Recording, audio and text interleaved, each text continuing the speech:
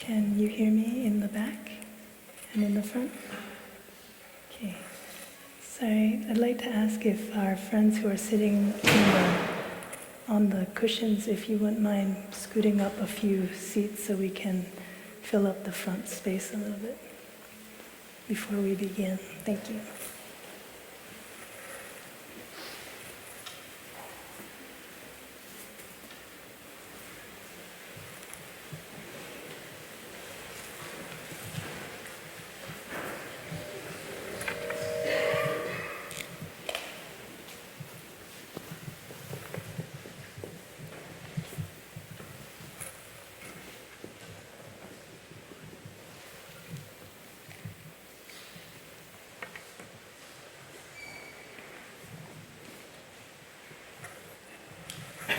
I realize it's so difficult to draw a circle when there's such a perfect circle behind me. So just ignore that one behind me. So I'd like to invite you to sit comfortably. I think there's a little bit of a feedback while we're fixing the sound. I invite you to sit comfortably on your cushion. Maybe you can scoot forward just a little bit so to make sure your knees are touching the mat before you. And if you're in a chair, your feet comfortably on the ground so your back can be upright and relaxed. You can open your shoulders.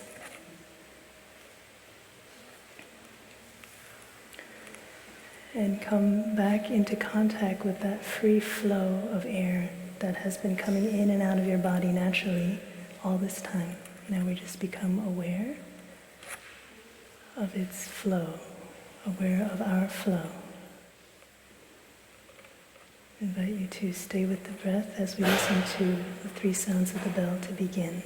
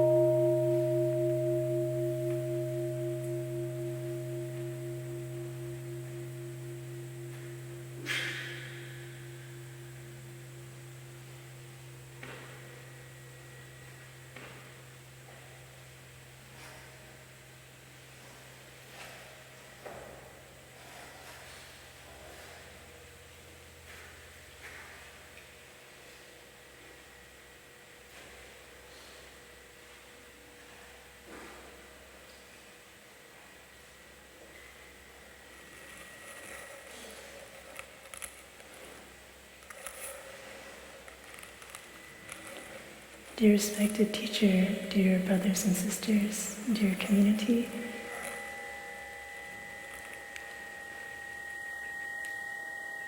today is September 3rd, 2016, and we're already on the second day of our health and mindfulness and health retreat at Blue Cliff Monastery. Just to check again, is the sound okay for everyone? You can hear okay? Okay, wonderful. Okay. So to begin, I'd like to ask you to close your eyes and envision yourself as a stream. We can call to mind the flow of the air that's coming in and out of our body. We can call to mind a vision of a stream or a creek that we're familiar with, just allow that image to permeate our consciousness.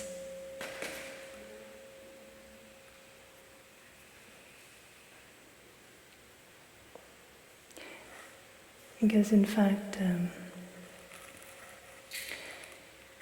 who we are, what we call ourself, is many elements coming together and flowing.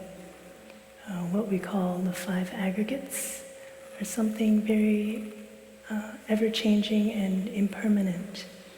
And today we're going to be talking about the 4 nutriments, things that feed what we call ourself. Before we begin to talk about our relationship with the nutriments, it's good to ground ourselves in this awareness that we are a flow of energy. Okay?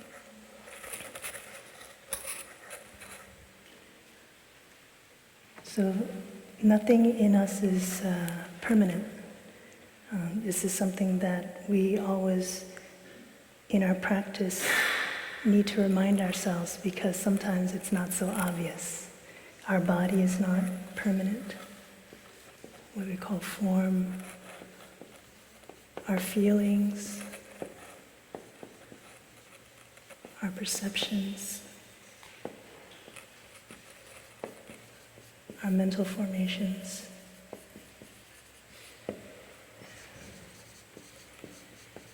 Our consciousness. These are what we call the 5 aggregates, and the 5 elements that comprise what we call self. And they're always changing. So the nature of impermanence is that it's always changing, whether it's quickly or suddenly or slowly over time, gradually.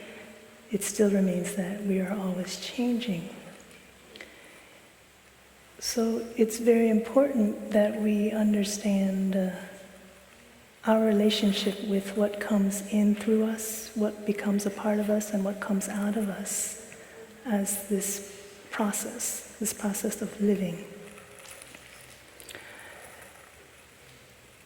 And in order for us to make best use of the things that come into us and come out of us, we continue on this path we call mindfulness, the spiritual path of mindful living. Okay.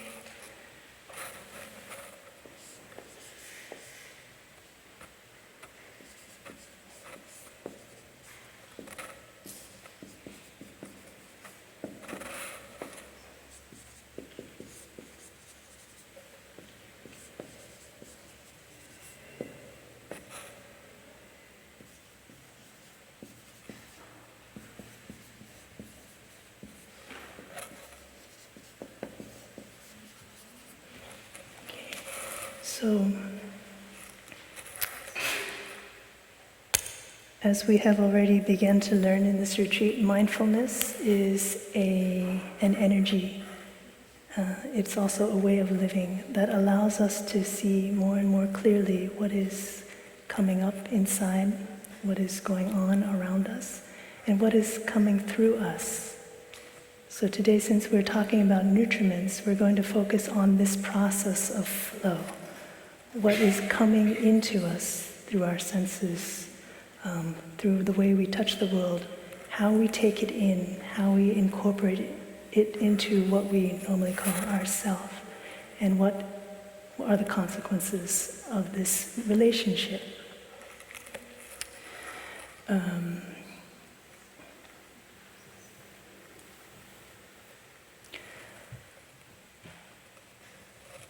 So we are very permeable.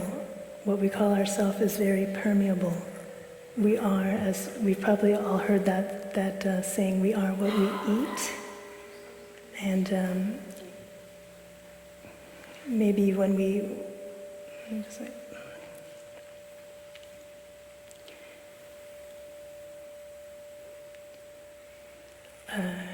maybe when we think of we are what we eat, we think of the food that we take in.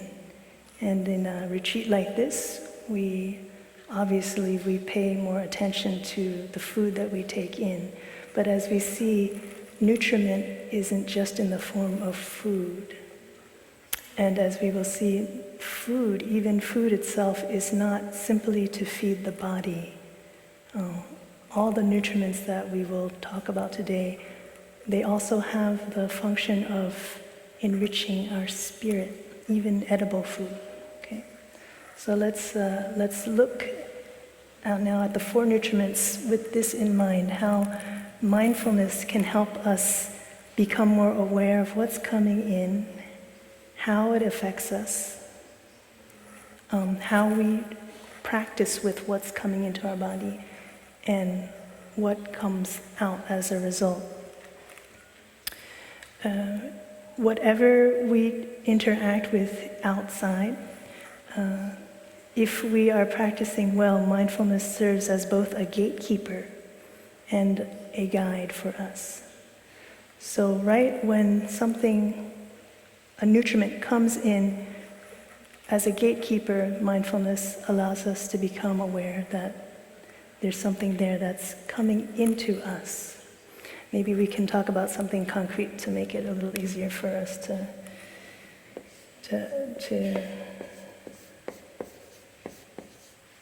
digest. Okay, so the first nutriment, for example, is edible food. There are many ways that we, maybe in the past and even now, have related to food, the physical drink that we put in our body. Many levels of awareness. From the very bottom is we're not even aware when we eat. We feed ourselves out of reaction, maybe to a strong emotion of anger or fear. We immediately reach for something to touch another physical sensation to change out the emotion, so we don't have to engage in that difficult feeling, that difficult emotion. Then there are different levels of awareness that we can engage in the practice of mindful eating. We can begin to just become aware that we are having a desire for food. Or we can practice to be aware of what exactly it is that we are putting into our mouth. So during this retreat, every time we sit down together to have a mindful meal in silence, the conditions are there for us to just begin this practice of recognizing what it is that we're eating rather than eating in autopilot. Okay? There are those of us who practice mindfulness of eating by touching the causes and conditions for the food being present in front of us. Eating, they're looking deeply to see where the food is coming from. All the energy, all the contributions that have allowed that piece of carrot, that fruit to be in front of us now. So you can see there are many layers of awareness, of mindfulness that we can engage with our food in order to heighten the quality of our relationship with this nourishment that we're taking in.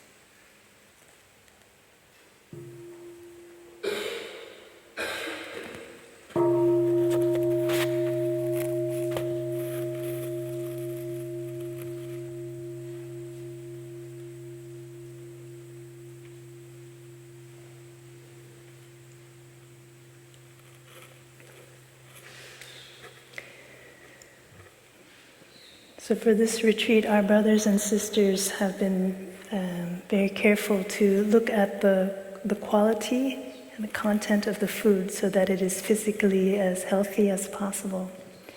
But this morning I would like to focus on the spiritual nourishment of this food. So when we practice mindful eating,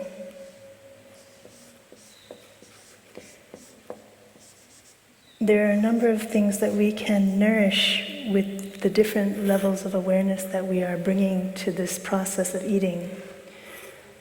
So the first aspect is we can check in with how aware we are, and aware of what. Is it recognizing the food, recognizing the conditions and causes for the food to be in front of us as we eat, recognizing the process, how we're feeling as we're taking in the food, recognizing how we're practicing with that interaction of feeling with the food.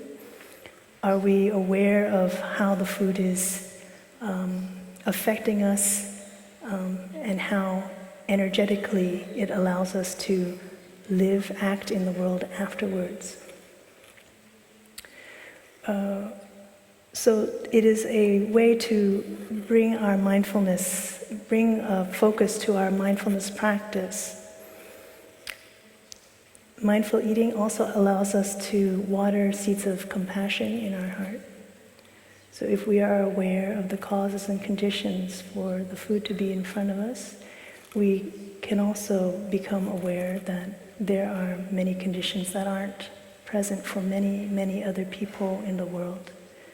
That in the food itself there may be suffering because there are resources that have to be used, taken in order for that food to be where it is right in front of us now. Touching these facts with awareness allows us to become more compassionate as we eat. And so it also allows us not to eat from a place of too much greed, of desire.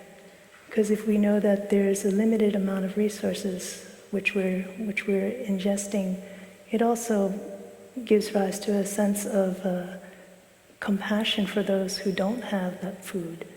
And we are less likely to act out of greed or desire because compassion is holding us in check.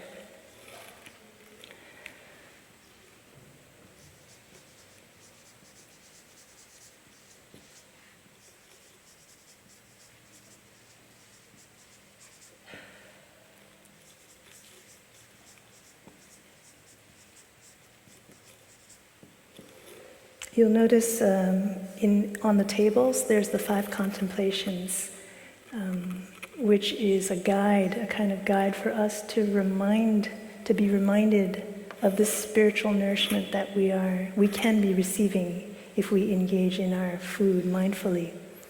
When we slow down to eat and take note of what's actually there, then very naturally appreciation, gratitude for the conditions that are in front of us arises. Moms and dads will know that how sometimes disheartening it is for kids to kind of run through the house, pick up something, eat it real quick, and off they go. And that relationship with the food itself, the energy that it took to put it on the table, is a little bit lacking sometimes in our busy lives. So here when we take the time to stop and really appreciate, really take time to see and appreciate the conditions, that seed of gratitude is watered in us. Okay? So again, compassion, when we have compassion for the conditions that others don't have, for the killing that has to take place in order for us to take life from this food in front of us.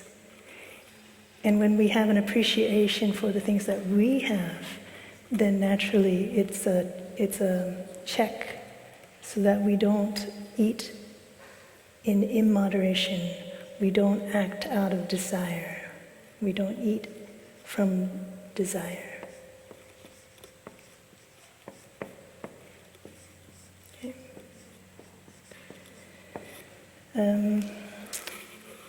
Greed or desire, cravings, hatred, and illusion are the three poisons that in Buddhism we understand. Those are the three poisons that do not allow our heart to open, to be compassionate, to be kind, to be free. So when we eat in this way, we help water some very essential elements of our consciousness on our path to more spiritual generosity. So we may think that we just eat in order to keep the body going, to keep up our energy, but in fact it can go much more deeply than that. And when we talk about health, of course, we know we're not just talking about our physical health or even our mental health, but we're talking about our spiritual health. And they are all interrelated. We take care of our body through mindful eating, and we also take care of the seeds, the positive seeds in us, also the negative seeds in us, while we eat, so that we can offer our best. So the input in this case is edible food. Edible food comes in. We have a choice, first of all, in mindfulness, to choose what is healthier and what is not. Then we have a choice to recognize what seeds are being watered. For some of us who have a desire for cravings for certain flavors, tastes, then maybe that's the seed that will be stronger, that will manifest first. But we do not need to judge ourselves. We just recognize, and then we work with that feeling of desire, that feeling of craving, or sometimes we feel disappointed. We eat something or we see something we don't like, and mindfully we are aware, the gatekeeper sees that I'm having a reaction. I don't like this food. I'm having a judgment. And then mindfully we see how we can work with that thought, that feeling.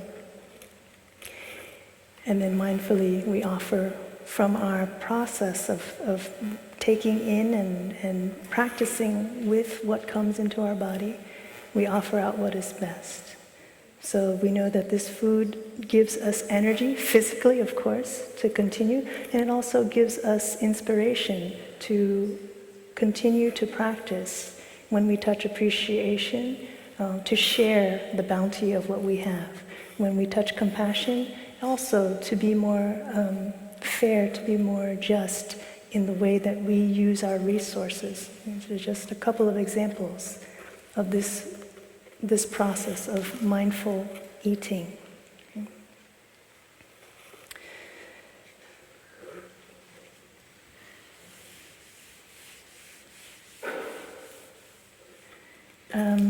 Just the other day, one of my brothers shared that he had an allergy to mushrooms. I don't know if my brother's here. He's not here, so I'll ask permission from him later to share about this. But I don't think he'll mind. And I was curious because, once we have allergies, some people have severe allergies. But I was curious of his process of becoming aware of his sensitivity to this. Because in the past, I ate very unmindfully. I was at that very bottom stage of not even knowing what I was eating, of just eating on the run and not even remembering what I was eating. So I asked him, how did you find out that you had allergies to the mushrooms? And he said, oh, well, just because he had observed that before coming to up north, he never ate mushrooms. And then he was aware of that process of trying something new in the course of other things, and then his body having certain feelings of discomfort, indigestion. And then over time, as he continued to carefully observe this reaction, he could narrow it down. I don't know if any of our friends here have similar situation. Anyone here have certain sensitivities to food, allergies? Yeah. So maybe that process for you was similar, but oftentimes we don't have the time to actually observe ourselves and be our own doctor. So often we have to go to the doctor, and then the doctor will let us know, oh, it's this, that, and the other thing.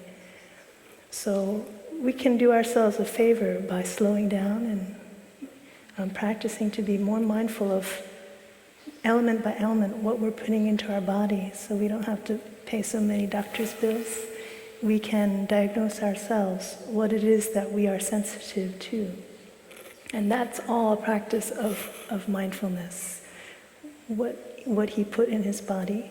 If we eat quickly, if we eat vast quantities, who knows what's going on, what the interactions are in our body, for us to begin to untangle and understand, see more clearly our relationship with the food that we eat, right?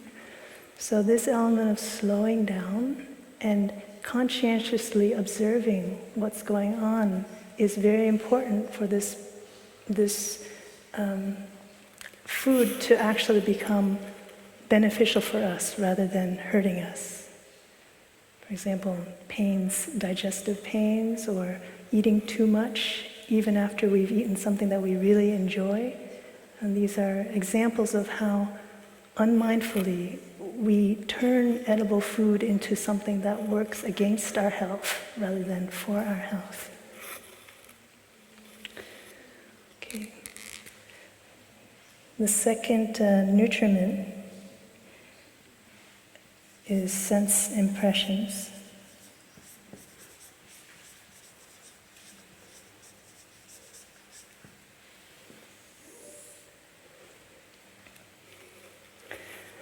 So now we open up our awareness that we eat not just by the food we take, but actually we have a lot of openings into our consciousness, our body, our consciousness, through all the senses, our sense organs. So our eyes eat daily, actually moment to moment. Our ears, whether it's sudden sounds or conversations or music, eats. And it's coming in, the flow of input from the world is coming in through the organ of our ears, our nose, our mouth, our body, and our mind. So it's a very vast field, and we don't have time to go into each one of these senses. In fact, each one of these nutriments is probably, we could do a whole retreat to focus on just one. And actually that might be an interesting idea for the future, that we take each nutriment and really break it down in the way we understand, observe, and practice with it. So since it's such a vast field, I'd just like to highlight two aspects, the body and the ear. I remember when I was a teenager, I went to France for the first time on a trip with my parents. And we went up the coast, we went up to Nohondi, and then we went along the coast. Beautiful weather, and we were in the car most of the time. Does anyone ever surf the wind with their hand outside the window of their car? Yeah, so I was doing that, except it was my whole body. Basically, I was hanging out the window like a puppy, because it was just so enjoyable. So our sense impressions can make a deep impression on me. Even now, 20-some years later, I remember the joy, the feeling of freedom, the sense of spaciousness that I felt during that trip. And a lot of it had to do with that movement, that flow, just the touch of the air, the wind on my skin, my whole body. I don't think I was wearing a seatbelt then. Probably not very safe. But so our sense impressions through the body. This is an example of tactile sense.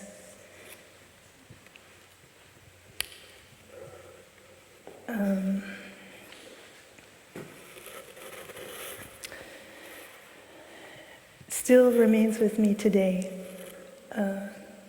I just recall encountering that feeling, enjoying it so much. And then when I came back to the States, I developed this habit of whenever I was in the car or in someone else's car, of sticking my hand out the window. And I didn't realize until later that it was because I was touching that experience from back when I was 17, 18, that something about that made such a deep impression on me that when I encountered it again, it reminded me of that experience. And that's why that habit developed.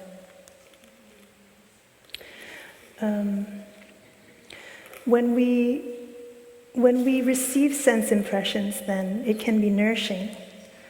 And if we're, again, mindful of it, we know that our mindfulness can be the gatekeeper.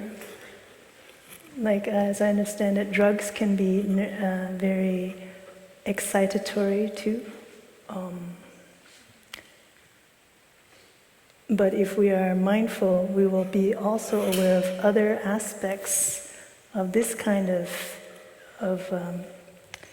nutriment that will help to prevent us from taking unwise steps. So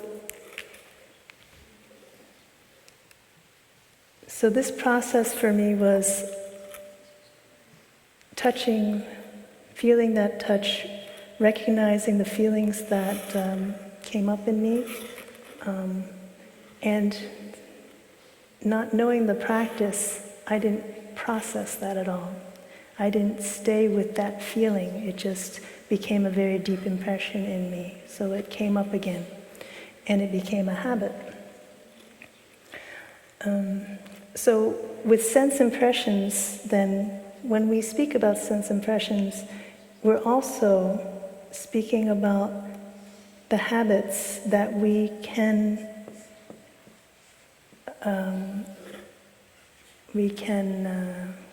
begin to have from our relationship with sense impressions.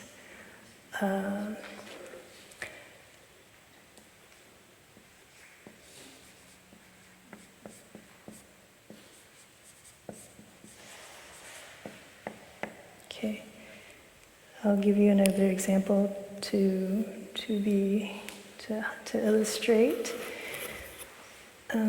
Through the ear, there are many positive and nourishing things that we eat through our ears. Can you give me an example of something nourishing for you that you've touched through your ears? Sorry? A beautiful song that nourishes you. Okay. And even we'll go one step further, why something that impinges on our senses in a positive way, meaning it's pleasant, isn't necessarily nourishing, right? It just might mean it makes us feel good, like ecstasy makes us feel good, but that's not really a nourishment. So maybe we go one step further too.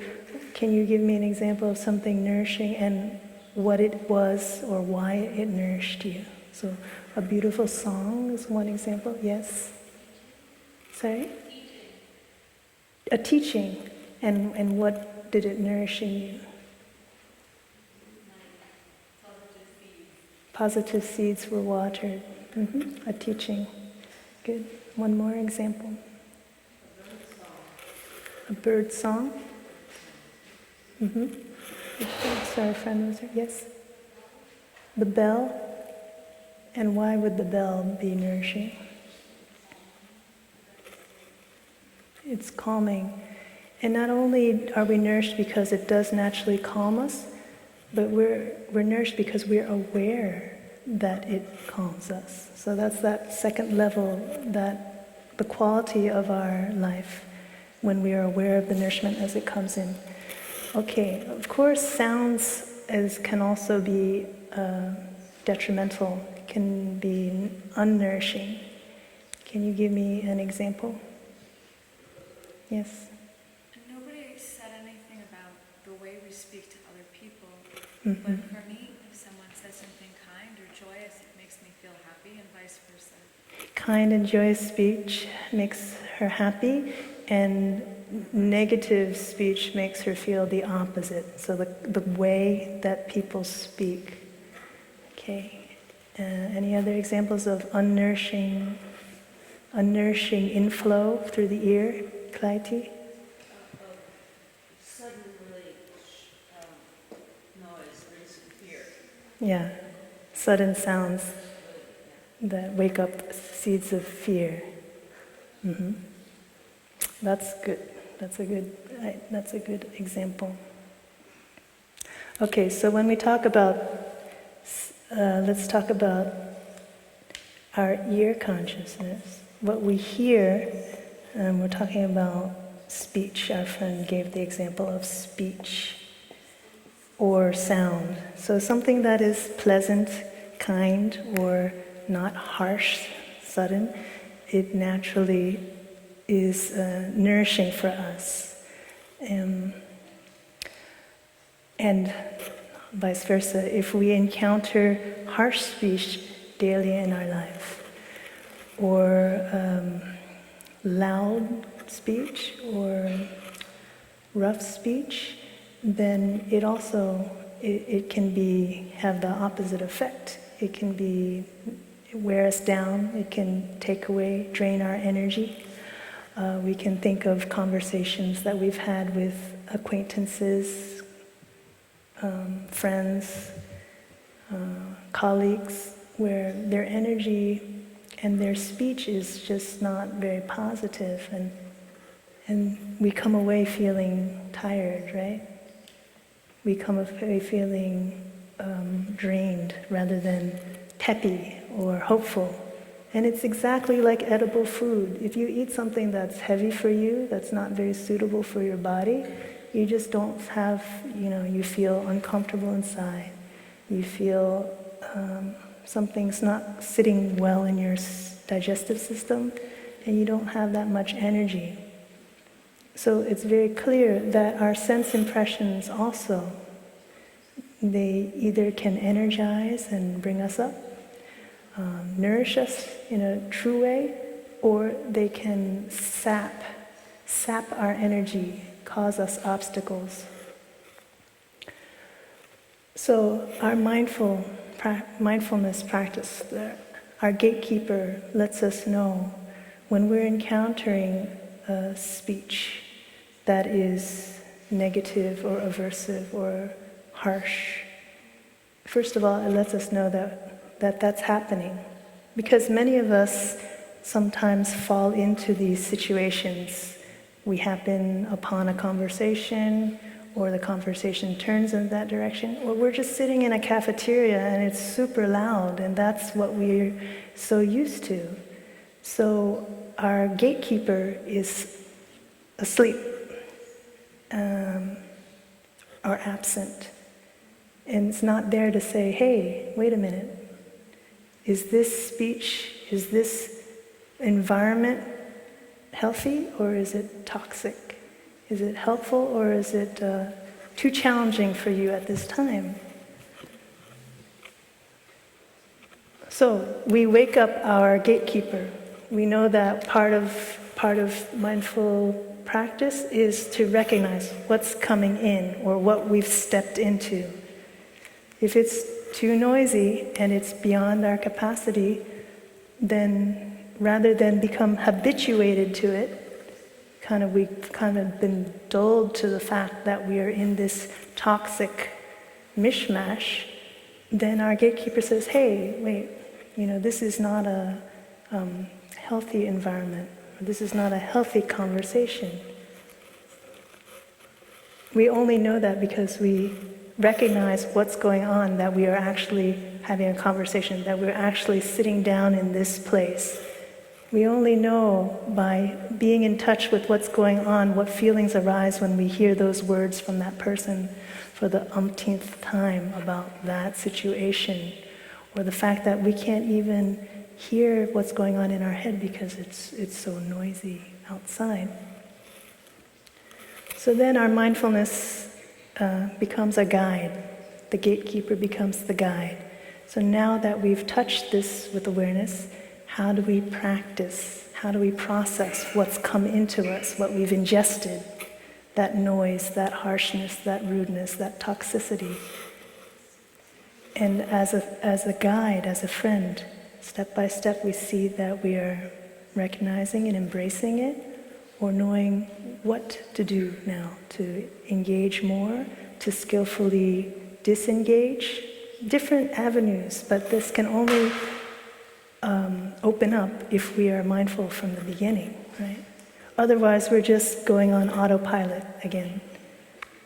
And then as a result of this process of mindfully engaging with what's coming into us, then we can skillfully offer out.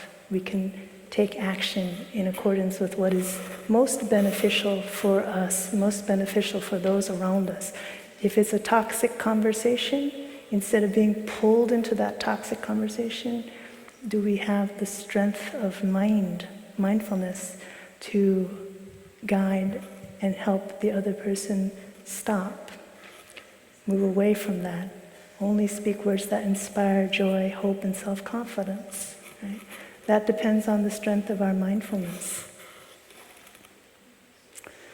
And it's strange, when we look at our sense impressions, we all have those things that we enjoy to listen to see, to feel, to eat. A very interesting aspect of our relationship with sense impressions is that it can actually become something, the things that we like become something that we start to take for granted. It's very strange. That's another way of saying desensitized. You engage in it so much you don't really pay attention to it anymore, and yet you're used to it. So let's say, how many of us are here from the city, from a city background where there's quite a bit of noise? Yeah, maybe about a third to a half of us. You are in that environment all the time. So just the physicality of the noise. We're not even talking about the content, right? Just and you've become habituated to it, so it's quite normal for you. So once you step out of that environment, suddenly it's so quiet. It might be even too quiet. Some people can't stand silence after they've been in such a relatively noisy space. So we've become habituated to our environment, whether it's toxic or not. And that's very important to be aware of, because you can become habituated to a toxic environment. It means you lose track that you're in a toxic environment, and therefore you continue to imbibe it, you continue to be affected by it, but you don't have your mindfulness gatekeeper and guide to help process it and transform it, to help you through it. At the same time that we become habituated to our familiar environment, we become sensitized to it at the same time. We miss it. Some people cannot sleep unless they have sound going on because they're so used to sound. And some people, vice versa, they really cannot rest deeply unless they have no sound because they come from that environment. Okay. So some things just to keep in mind, that the way we are mindful with our sense impressions has a lot to do with how our habits develop, how our preferences and our dislikes develop.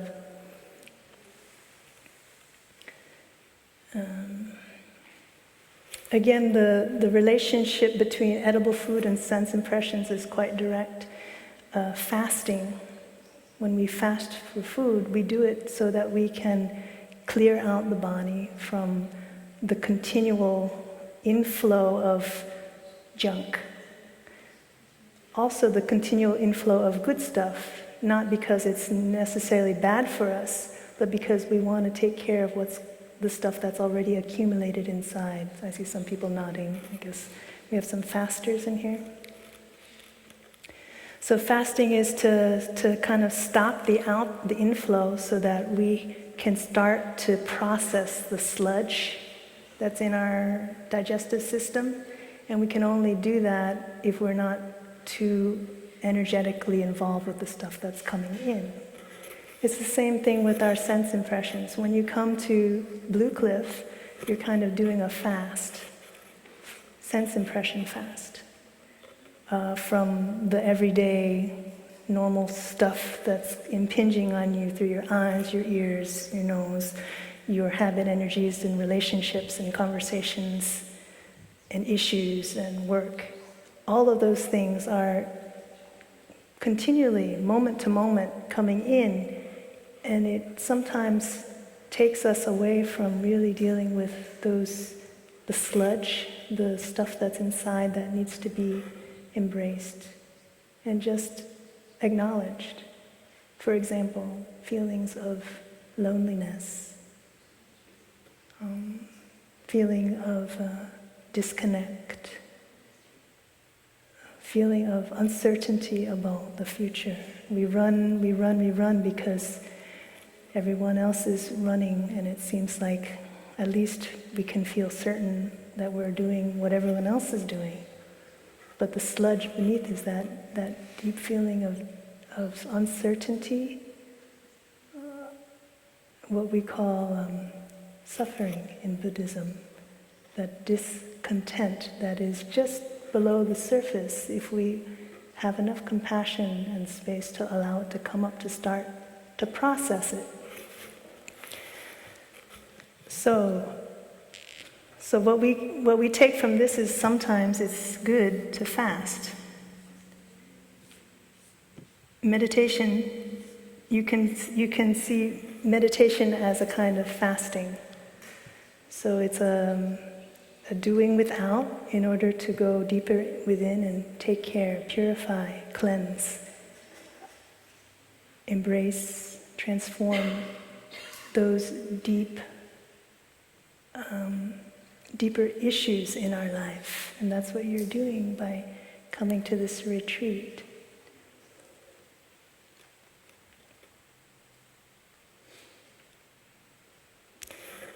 Another parallel is sometimes fasting isn't comfortable, right? After a certain day, it feels really gross sometimes, and you feel very tired. And again, it's our dynamic relationship with our mindfulness practice. How much strength do we have to hold and embrace the things that we are allowing to come up, that mud to come up? So what I'm trying to say is that it's not easy sometimes to go through this practice of closing our sense doors, but it's potentially very fruitful, because only with those conditions can we really do a deeper and deeper transformation, become more and more free.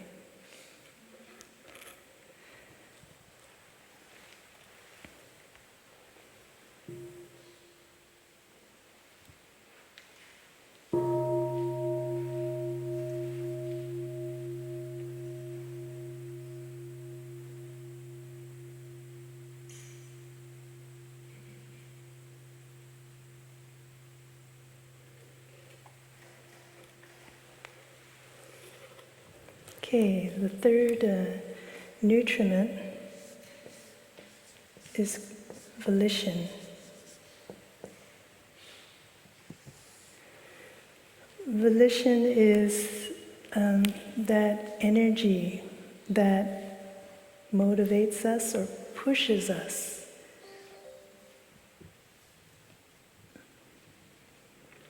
That motivates or pushes us to act, to do,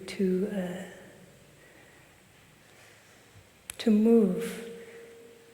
And at its best, it's something that is a deep, conscientious aspiration. Think of bodhisattva vow, a deep volition to save all beings from suffering. This is with deep awareness. Bodhisattvas, great beings, they step up, step out in order to help to relieve suffering on a very vast, universal scale. And that's a very nourishing, deep volition. On the other side, there are volitions that are hidden or not so clear in our mind. We all have volition. We all have different volitions. And we all have different levels of awareness of what's pushing us and pulling us. If we are lucky, then right now, in this very moment in your life, you can, if I asked you, you could tell me what your deepest aspiration is, and you're living it through your livelihood. But most of us don't have the conditions, again, because our life is occupied and busy and habitual. Most of us are not lucky enough to really be in touch with and to realize right now what our aspiration is. I mean, realize as in to act in accordance with our deepest volition. So there are some questions that we can ask to begin to discover, to explore.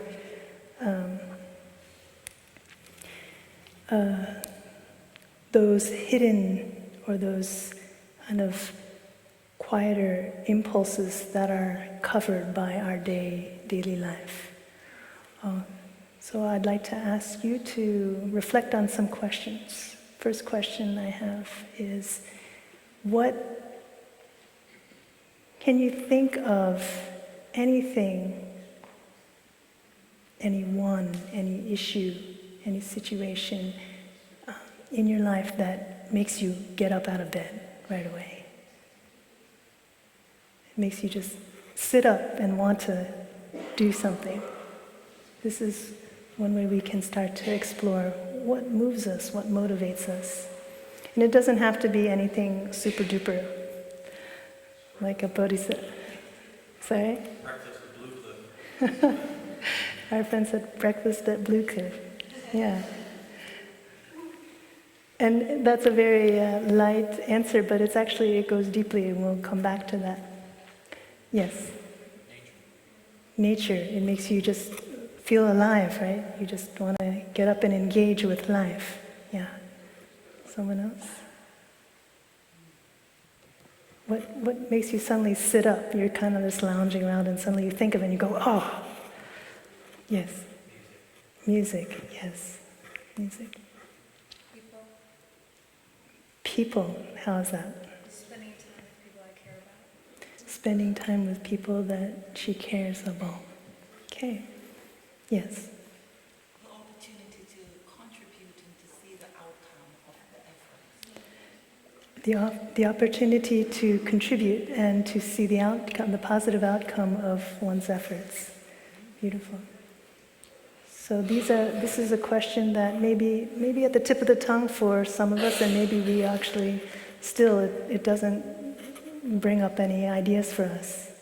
And that's worth taking a note, okay? So moving further,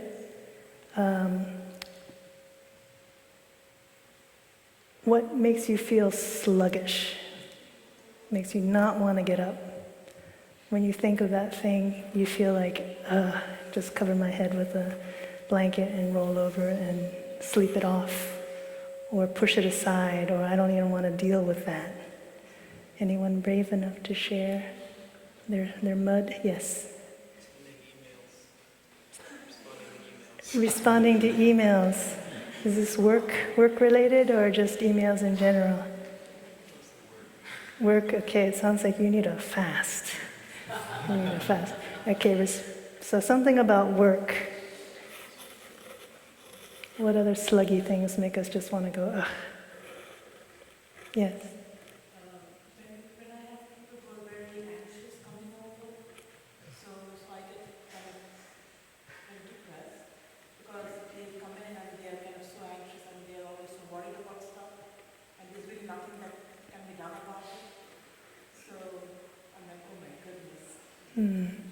interacting with anxious people, which brings our energy down. Okay, good. I mean, not good, but thank you. One more? Sluggy thing? Yeah. Noises in the city. The noises in the city because... Going outside, the ambulances, everything on the way to work. Smell. Ambulances, smell, going onto work, busyness. Okay, so these things that, very interesting. So when we talk about what mentally, when we think of it, when we give rise to that image or thought, and that gives us that energy to step up, or vice versa, you can see there's a relationship between our past sense impressions, or even present sense impressions. Again, what came into us through our sense impressions, the feeling that incurred when it happened or when it's happening, and how we put our hands into it and work with it to make it something that's beneficial or not for us. And in turn, it interrelates with our volition. If we cannot catch the volition mentally, then our sense impressions, our experiences will give us a clue of, if it's not something that we run toward, what is it that's making us run away? Okay. So if we run away from anxiety of other people, or we run away from the turmoil and the hectic busyness, it means that another way to look at it is our volition is the very opposite of that. We have an aversion for anxiety because our deep desire is peace, right? Peace. We have an aversion for that hecticness because our deep desire, again, is for clarity, peace, calm, right? So we can use our aversions, if we're mindful of them, to give us a clue as to what our true volition is. Our friend shared about being motivated to get out to eat breakfast at Blue Cliff, right?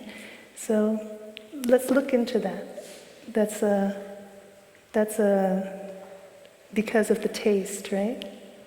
Because of... And the environment around it, the noble silence, and just being able to spend time to really appreciate what's there, and have it be so nutritious. The time. Having, the whole thing. The whole package. Eating breakfast at Blue Cliff is a whole different experience for me than eating anywhere. Right. So our friend said Blue Cliff experience of eating is different than eating anywhere. Even if they served healthy vegan food there, it would be a different experience. So he said the time, the conditions of noble silence, the taste, the whole thing.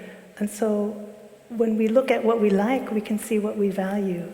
What is the volition that's embedded behind this preference? Is that for me, what I hear is that opportunity for self-care, for nourishment in a very basic way, the calm, the peace, the stillness, the simple nourishment of the food. So, positive or negative, we use our daily aversions or preferences by becoming mindful of them. And then seeing how does that reflect our volition? Can we start to unpack it and go more and more deeply into our deeper aspiration? We value peace and calm. Does that expand to offering that peace and calm to other people? To engaging in a livelihood that promotes peace and calm for other people, for example?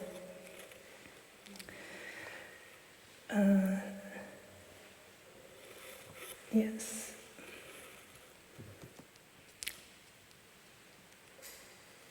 Okay, so please share with me kind of the larger than life folks out there in the media, in the news right now, an example of an unbeneficial volition. I'm not naming names, but feel free to if you'd like. Sorry? DT. Sorry? Not to say his name. DT. DT. Okay, someone by the name of DT. And what is that? What is the volition that you're touching? Very negative, I think. It's inspiring, especially in me and what I see out there. Can we have a microphone? I'm sorry, to make it easier for everyone to hear directly. Maybe we don't need to name names, but just if we can just express the volition that we touch. And so what is the thing that pushes what we see in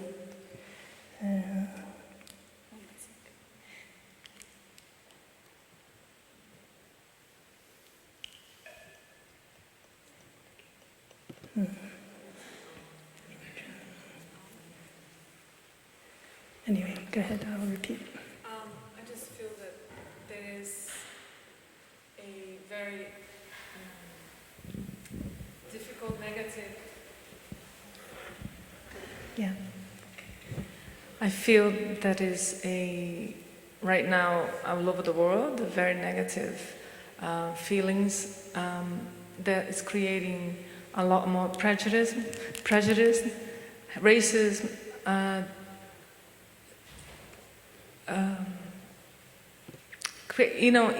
enticing us humans to go towards more solitude and loneliness. And that is because I think there is a lot and too much. And I have to say for myself that I watch maybe way too much politics on TV and all of that, and read the news and the whole apparatus that invade our life, our daily lives, constantly with news media, the social media and everything, is taking us away from the reality. And that's why one of the reasons that I am here this weekend is just I wanted to step away from that and stop ingesting all that hatred, all that negativism, and allowing me to feed and water my negative seeds, which is what I'm trying to do when I go to my Sangha practice every Thursday morning. I think we will go a little bit more into that collective aspect in the fourth one, but I'd like to ask more specifically if anyone has, can you name some unbeneficial volition? Yes, brother?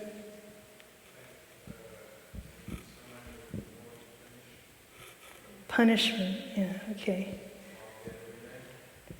To punish.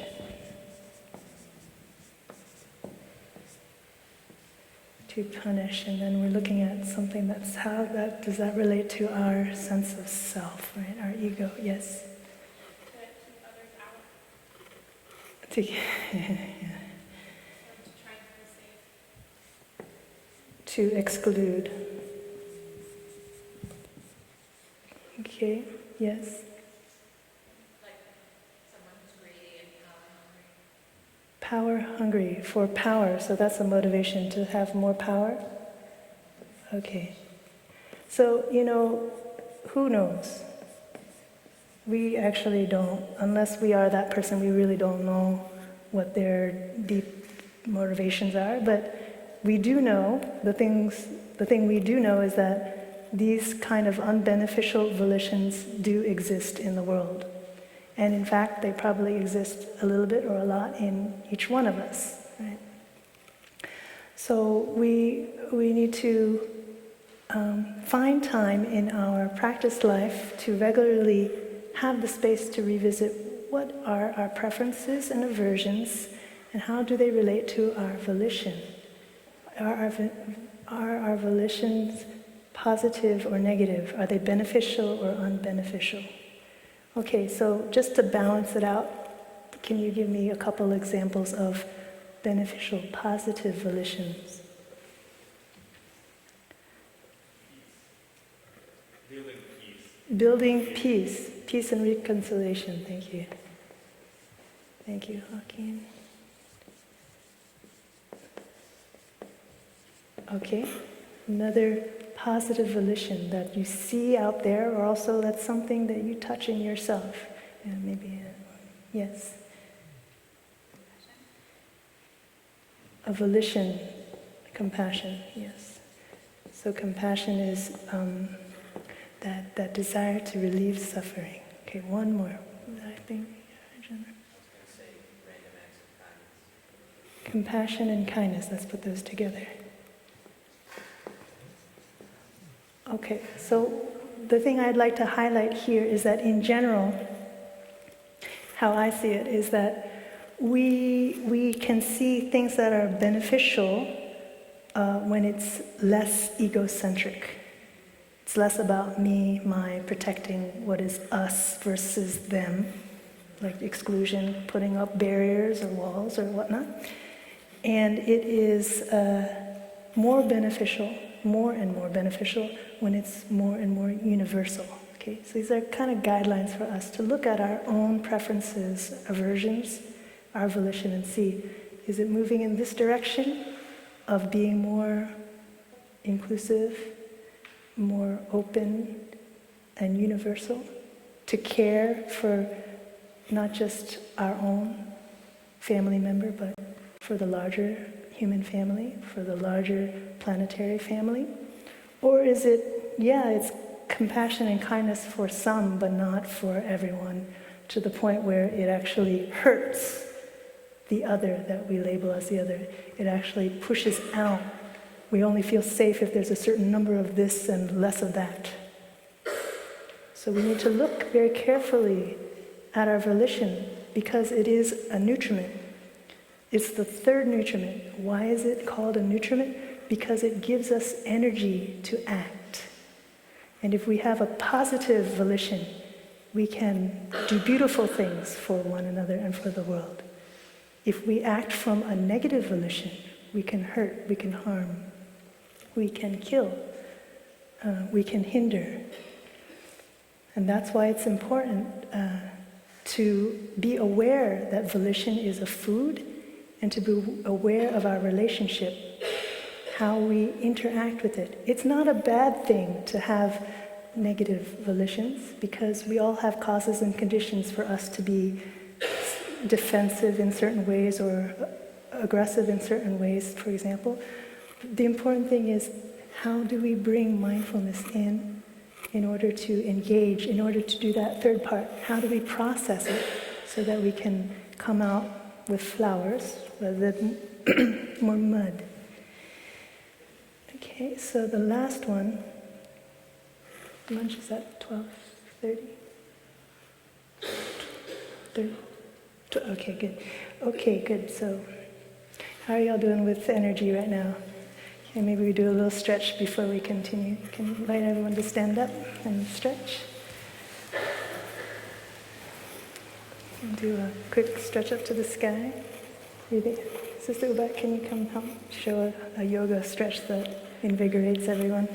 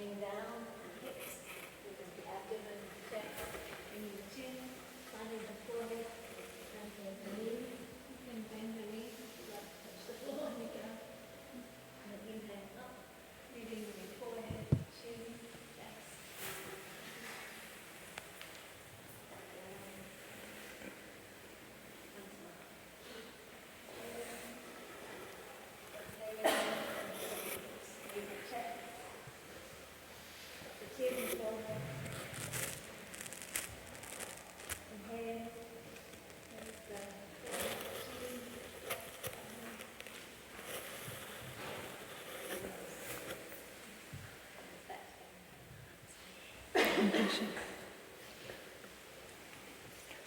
Okay. So you can listen to the sound of the bell. And we have a chance to recalibrate our body as we sit down again, making sure that the back again is upright.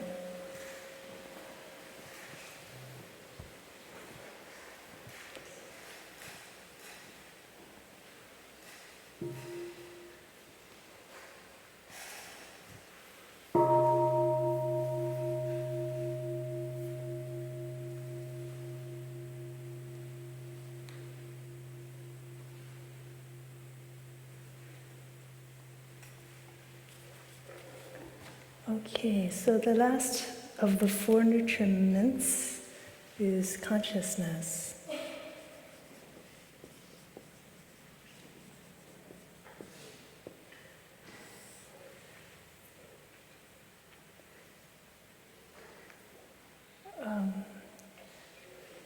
So consciousness as a nutriment,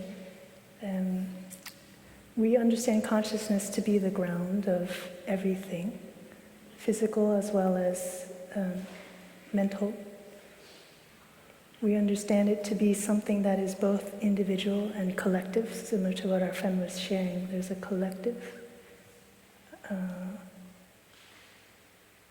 energy that we're a part of. So it's the milieu around us and within us of which we're a part.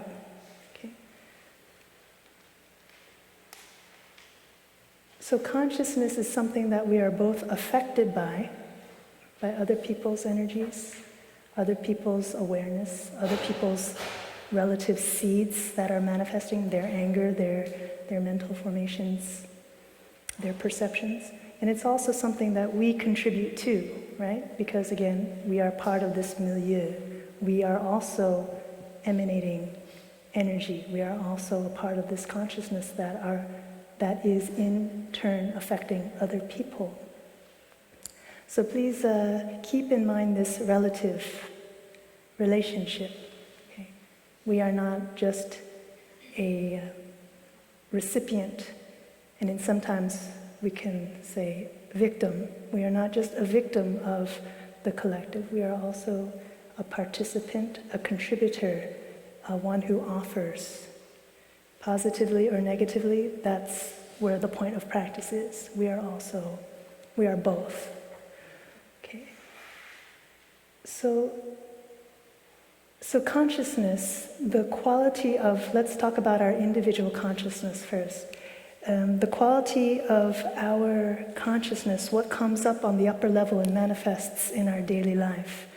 What makes someone say, oh, Sister Nghiem, she's that person who's kind of bossy, you know, or she's that kind of blah, blah, blah. It's hard to let's see.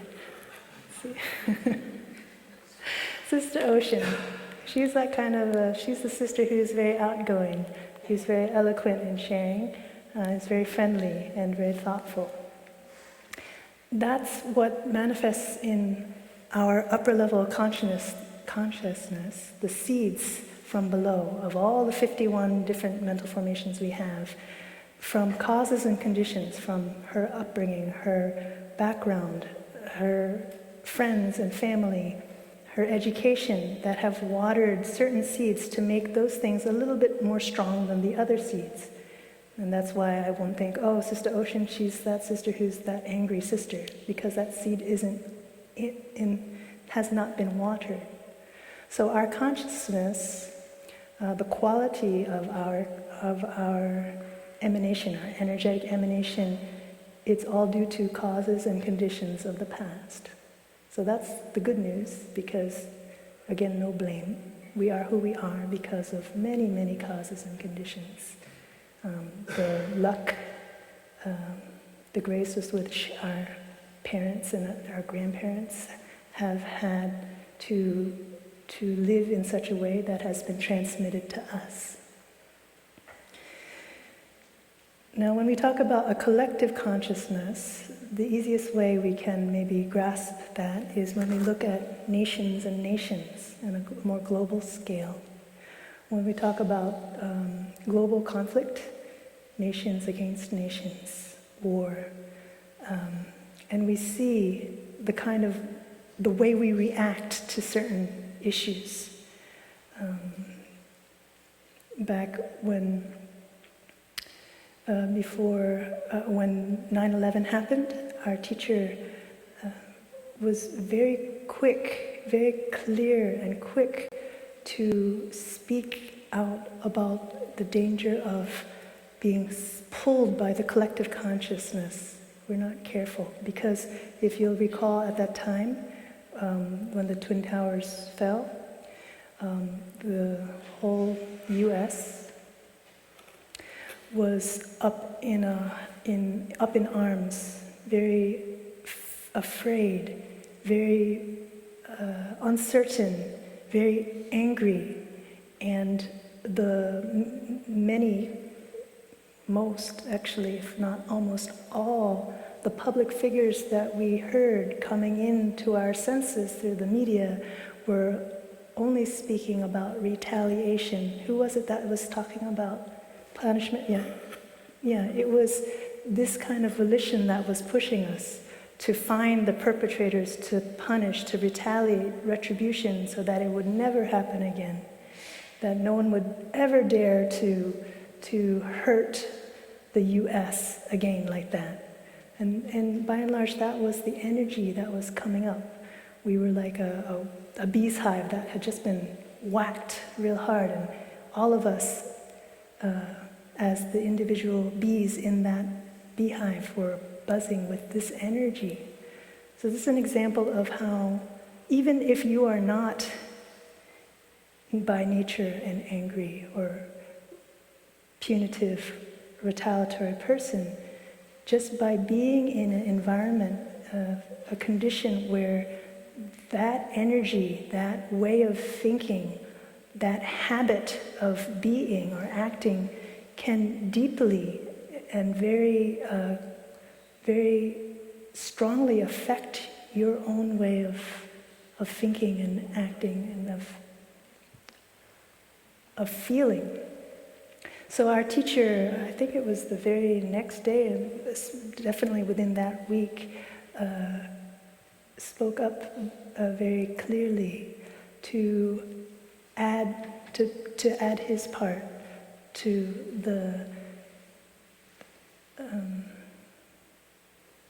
to balance, to bring us back to a place of peace and clarity in this time, this crisis time.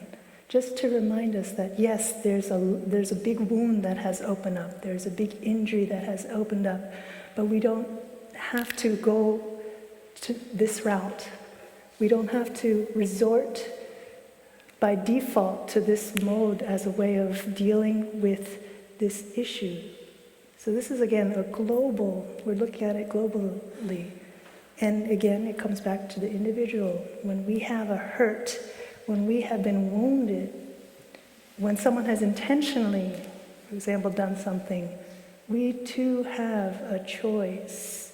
If we have the clarity, the strength of mind to touch again a more beneficial volition, not be pulled by our habits or by other people's energies to strike back, to defend, etc.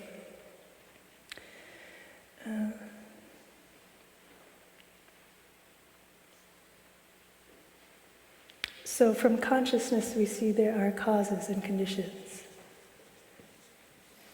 meaning no blame, just awareness of what they are. That's the path of mindfulness practice.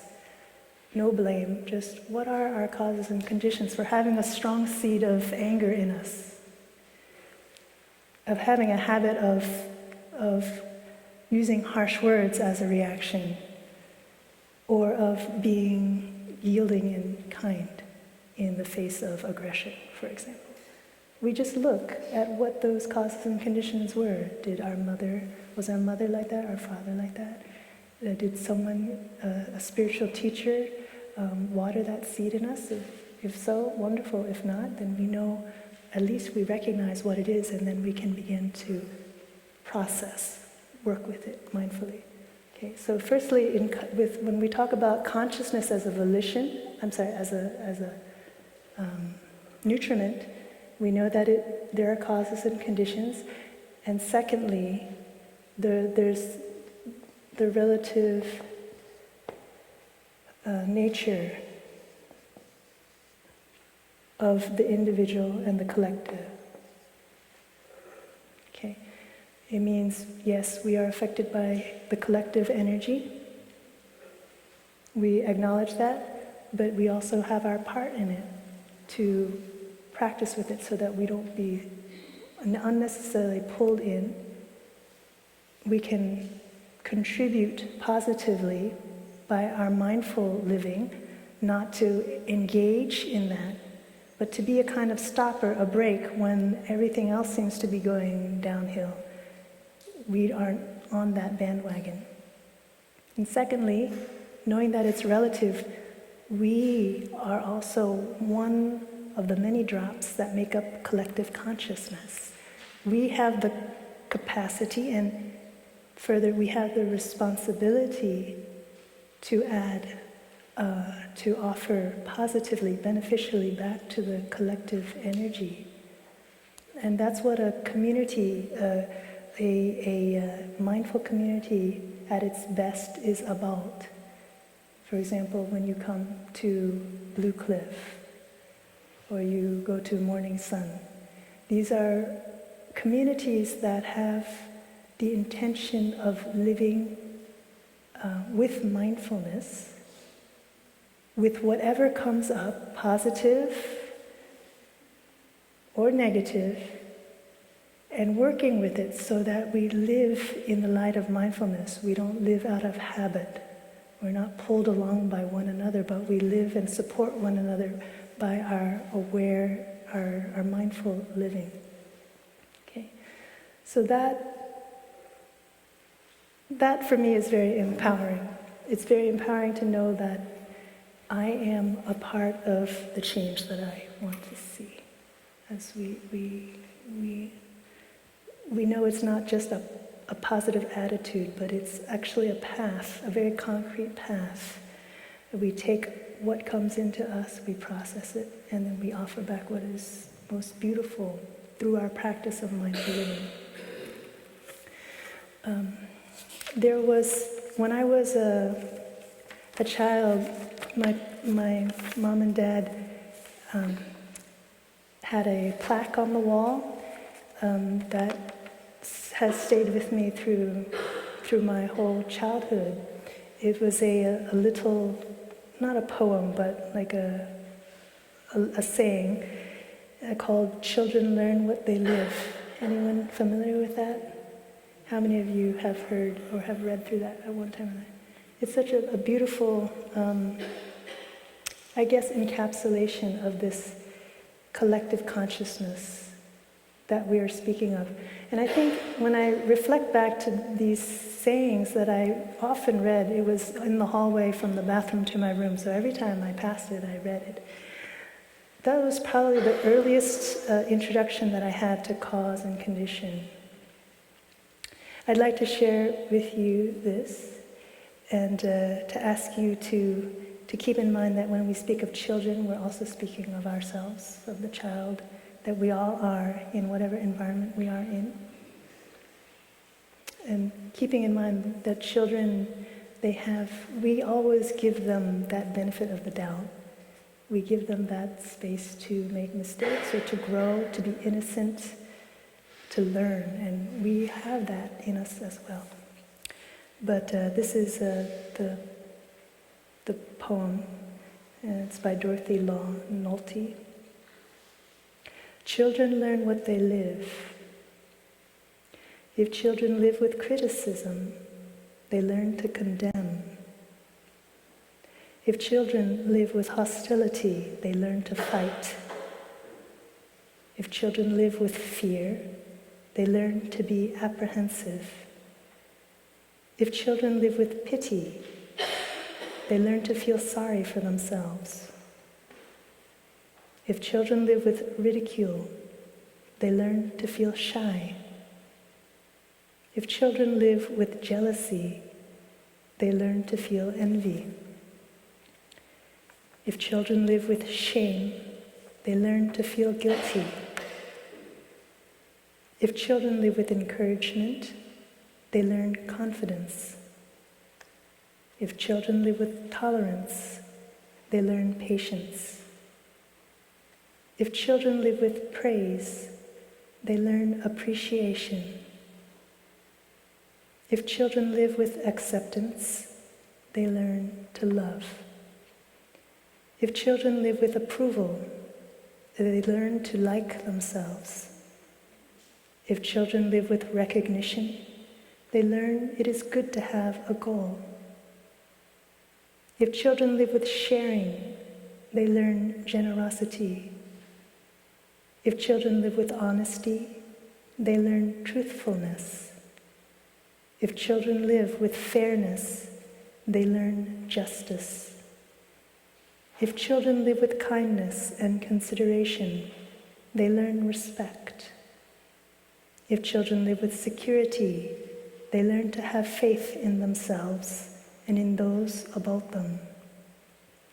If children live with friendliness, they learn the world is a nice place in which to live.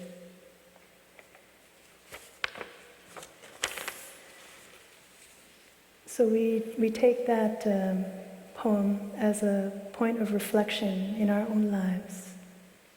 What is strong in us? What is the manifestations of our mind that we offer to the world now? And what are the causes and conditions for that? And then we take one step further, knowing what causes and conditions we have had in the past and even now in the present.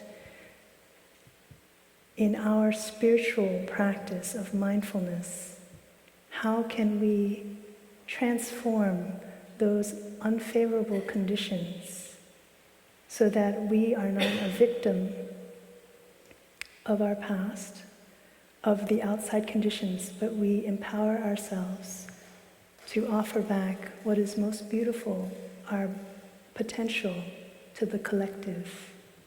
And that's our spiritual journey as practitioners, to become more and more wholesome, one with the world, and to offer this largesse of spirit to those around us and to future generations. We do not want to pass on the negative seeds that have been watered in us to those who come after us, right? We are not a victim of our conditions. We use our conditions in order to shine light on what we need to do to process, to transform. So to sum up, we have 4 nutriments always to be mindful of and to work with during this retreat, and also after you leave this monastery, to continue to take them up as a point of meditation, reflection, so that it can become a real deep nourishment for you, not something that is a drive-by that just happens to you and that you have to react or reel from, but it becomes something that you can really make use of to nourish yourself and to nourish other people. Sorry for the long talk. Thank you for your patience, and enjoy your mindful lunch.